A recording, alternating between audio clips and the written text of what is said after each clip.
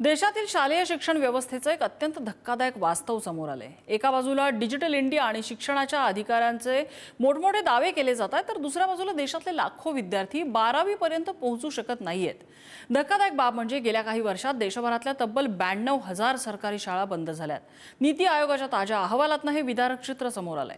या भयानक चित्रामागची नेमकी कारणं काय आहेत आणि यात महाराष्ट्राची स्थिती नेमकी काय आहे बघूया।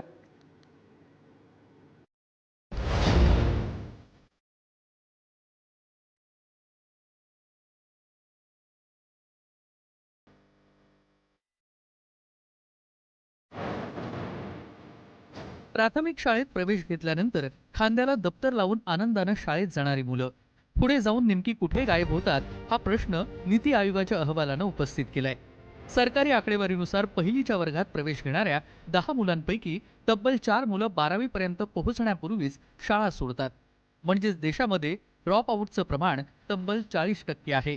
सध्या संपूर्ण देशामध्ये 14,71,000हून अधिक शाळांमधून सुमारे 24,69,00,000 विद्यार्थी शिक्षण घेत आहेत। वरवर पाहता ही संख्या मोठी वाटत असली तरी ह्या व्यवस्थेच्या मुळाशी विद्यार्थी गळतीचं मोठं संकट उभं टाकलंय। सुरुवातीला प्राथमिक स्तरावर शाळांमध्ये मुलांची नावं नोंदवण्याचं प्रमाण 90.9%हून अधिक असतं। म्हणजेच प्रत्येक मूल शाळेची पायरी चढतं।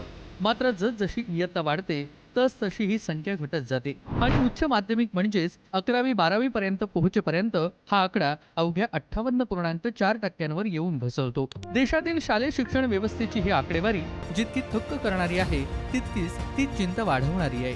भारतातल्या सुमारे 94,000 शाळा बंद झालेल्या आहेत। खरं म्हणजे 2009ला शिक्षण हक्क कायदा आला, 1 एप्रिल 2010ला त्याची अंमलबजावणी सुरू झाली आणि यात 94,000 शाळा बंद झालेल्या आहेत।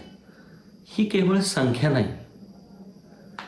किती लक्ष मुलांच्या शिक्षणाच्या अधिकाराचं उल्लंघन झालेलं असेल याची तुम्ही कल्पना करू शकता। UDAISचे आकडे सांगतात आहे, नीती आयोगाचा अहवाल सांगतोय आणि हे सरकारी आकडे आहेत। पहिलीमध्ये 10 मुलं जर दाखल झाली तर त्यातली अवघी 6 मुलं 12वी पर्यंत शिक्षण घेत आहेत। एकीकडे लाखो विद्यार्थी 12वीच्या आधीच शिक्षण सोडत असताना दुसरीकडे त्यांना शिकवणाऱ्या सरकारी शाळांचा आलेखही घसरतोय। नीती आयोगाच्या अहवालानुसार 2017 पासून 2023 पर्यंत देशभरातील तब्बल 92,000 सरकारी शाळा बंद झाल्यात। सरासरी काढली तर दररोज देशातल्या 25 सरकारी शाळांना कुलूप ठोकलं जातंय। मात्र यामागचं कारण विद्यार्थी संख्या घटना नसून कमी पटसंख्येच्या शाळांचं विलिनीकरण, पुनर्गठन आणि एकात्मिक शाळा उभारण्याचं धोरण असल्याचं आलं। देशात 1 लाखाहून अधिक शाळा एक शिक्षकी आहेत, तर तब्बल 7,993 शाळांमध्ये एकही विद्यार्थी नाही। 2017 पासून देशभरातील शाळांची संख्या कशी घटत गेली याची सविस्तर आकडेवारी पाहूयात। वर्ष 2017-18 मध्ये 15,58,000 शाळा होत्या। त्यानंतर 2018-19 मध्ये शाळांचा आकडा 15,51,000 झाला। त्यानंतर 2019 आणि 20 मध्ये शाळांची संख्या घटून 15,07,000वर गेली। 2020 ते 21 मध्ये 15,09,000, 2021 आणि 22 मध्ये 14,89,000 आणि 2022 आणि 2023 मध्ये 14,66,000वर शाळांची संख्या गेली आहे। पण फक्त शाळांची संख्या कमी होणं चिंतेचं कारण नाहीये, तर विद्यार्थी कोणत्या कारणामुळे शाळा सोडतात याची धक्कादायक कारणंही नीती आयोगाच्या अहवालात स्पष्ट करण्यात आली। यामध्ये शिक्षणाचा वाढता खर्च, शुल्क, परीक्षा फी, प्रवास खर्च यासोबतच आर्थिक ओझ्यामुळे काही विद्यार्थी लहान वयातच रोजगाराकडे म्हणजेच बालमजुरीकडे वळतात, तर अनेक मुलींना घरगुती जबाबदाऱ्या, मुलींचा अल्पवयीन विवाह आणि शाळांमधील स्वच्छता सुविधांच्या म्हणजे स्वतंत्र प्रसाधनांच्या अभावाचाही मोठा फटका बसतोय। पण ह्या सगळ्यात महाराष्ट्राचं चित्र मात्र काही बाबतीत नक्कीच दिलासादायक आहे। उच्च प्राथमिक ते माध्यमिक स्तरावर विद्यार्थ्यांचं संक्रमण प्रमाण 98.4% असून ते देशातील सर्वोत्तम राज्यांपैकी एक आहे। म्हणजेच 8वी पासून 10वी पर्यंत विद्यार्थी टिकून ठेवण्यात महाराष्ट्राची कामगिरी चांगली आहे। मात्र दुसरीकडे माध्यमिक आणि उच्च माध्यमिक स्तरावर शिक्षक विद्यार्थी गुणोत्तर 37.1 आहे। राष्ट्रीय निकषांच्या तुलनेत हे प्रमाण जास्त मानलं जातं। या आकडेवारीशिवाय नीती आयोगाच्या अहवालात राष्ट्रीय शैक्षणिक धोरण 2020 अंतर्गत इयत्ता 1ली ते 12वी पर्यंतच्या एकात्मिक शाळा आणि शाळा समूह उभारण्याची शिफारस करण्यात आली। यामुळे विज्ञान प्रयोगशाळा, वाचनालय, संगणक सुविधा आणि विषय तज्ञ शिक्षक सर्व विद्यार्थ्यांना उपलब्ध करून देण्याचा उद्देश आहे। 94,000 सरकारी शाळा बंद झाल्या आणि 51,000 सरकारी शाळा वाढल्या।